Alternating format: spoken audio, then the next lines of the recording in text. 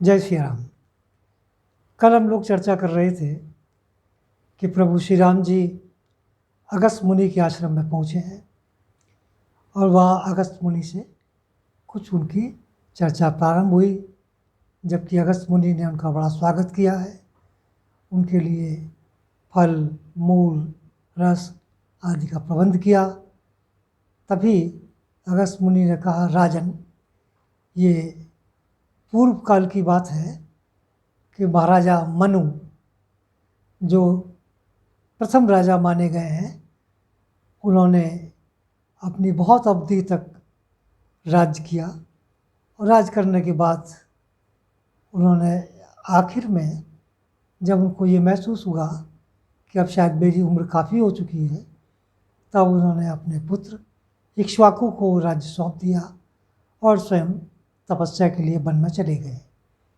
इधर इसी प्रकार महाराजा इक्ष्वाकु ने भी अपना राज्य बड़ा सुचारू रूप से चलाया और ये वंश जो राम जी का वंश है, तो ये इक्ष्वाकु वंश के नाम से भी प्रसिद्ध हुआ है।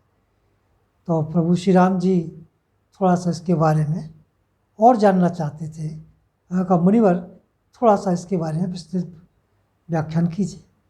तो इस पर मुनि ने कहा कि राजन, जब इक्ष्वाकु राजा हुए तो उन्होंने भी दीर्घ काल तक अपना राज्य करने के बाद उन्होंने ये ऐसा महसूस किया कि उनको भी अपने पिता की उसी जो उन्होंने अपना धर्म अपनाया था वो भी तपस्या के मार्ग पर चले जाएं। लेकिन उनके 100 पुत्र हुए और उन 100 पुत्रों में जो सबसे छोटा था वो थोड़ा कम बुद्धिमान था और उसका नाम उन्होंने दंड रखा। उनको ऐसा लगता था कि ये नाम एक उचित नाम है, क्योंकि जो राजा वही सफल होता है जो निर्दोषों को हर तरीके से बचाने का प्रयत्न करे और जो अधर्मी है, जो दोषी है, उनको उचित दंड दे। और इस प्रकार से राज्य करने से राजा स्वर्ग का वासी होता है और जिस राज्य में निर्दोषों को सज़ा मिलती है या निर्दोष सताए जाते हैं, वो राजा नरक का भागी होता है।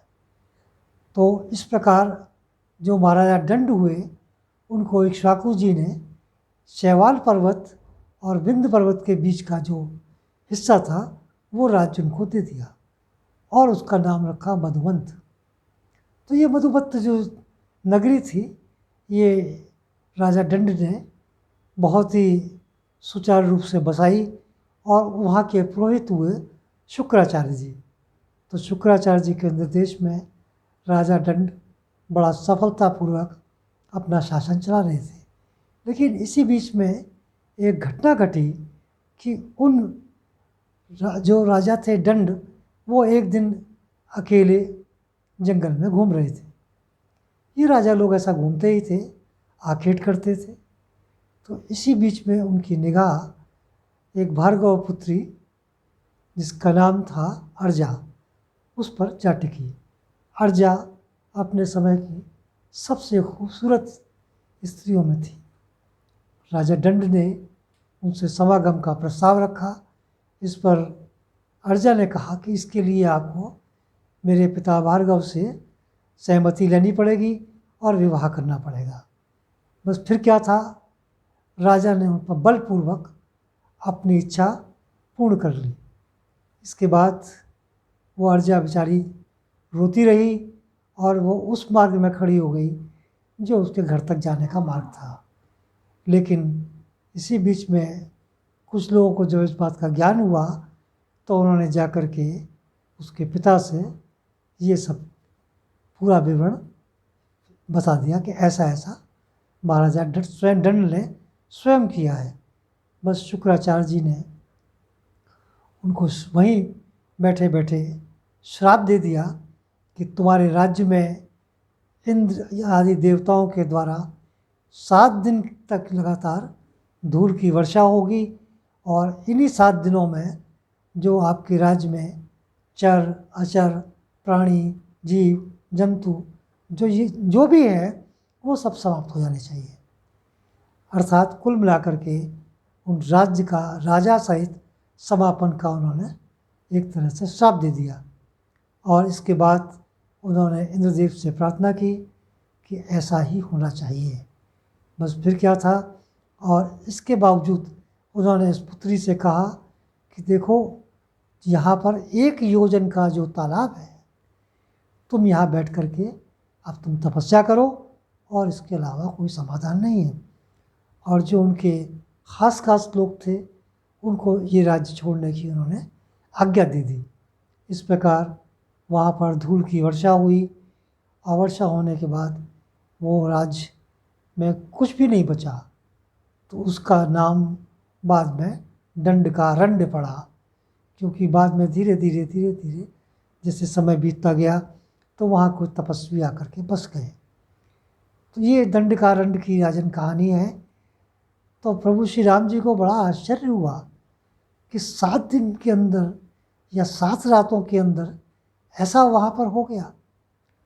तो उन्होंने कहा, राजन, ये श्राप और आशीर्वाद की जो घटनाएं हैं ये अपने में बड़ा महत्व रखती हैं। तो ये इसके बाद उन्होंने कहा कि अब चूँकि सूर्य अस्ताचल को जा रहे हैं तो आप भी और हम भी संध्या की वंदना प्रारंभ कर दें। चर्चा वहीं पर समाप्त कर दी। इसके बाद अस्ताचल में जब सूर्य जा रहे थे तो प्रभु श्री राम जी ने और मुनिवर ने अन्य ऋषि मुनियों के साथ में संध्या वंदन किया और उसके बाद फल मूल खा करके रात्रि वहीं पर गुजारी। और गुजारने के बाद वो वहाँ से पुष्पक द्वारा अपनी अयोध्या में वापस आ गए। वापस आकर के उन्होंने भरत और लक्ष्मण जी को बुला करके बहुत सारी चर्चाएं उनसे की और आखिर में उन्होंने कहा कि देखो, मैं अब राजसूय यज्ञ करना चाहता हूँ। इस पर भरत जी ने कहा कि राजन, राजसूय यज्ञ जो है वो राज्य के विस्तार के लिए किया जाता है। और कुछ और बातें उसके संबंध में उन्होंने बताई। तो उन्होंने कहा कि अच्छा होगा कि आप जो है इस राज्य की राजसूय यज्ञ को छोड़ करके अश्वमेध यज्ञ करिए। अश्वमेध यज्ञ जो है वो राजा की कीर्ति बढ़ाने में सहायक होता है। तो इस प्रकार की चर्चा प्रभु श्री राम जी, भरत जी और लक्ष्मण जी के बीच में हुई। और प्रभु श्री राम जी ने उसके बाद ये निर्धारण कर दिया कि अब मुझे अश्वमेध यज्ञ ही करना है। इसके साथ साथ आज की चर्चा मैं यहीं समाप्त करता हूँ। और ये सब छोटी छोटी कथाएँ आपको अच्छी लग रही हो तो कृपया इसको अधिक से अधिक लोगों में शेयर कीजिए, लाइक कीजिए, सब्सक्राइब कीजिए। आपका बहुत बहुत धन्यवाद।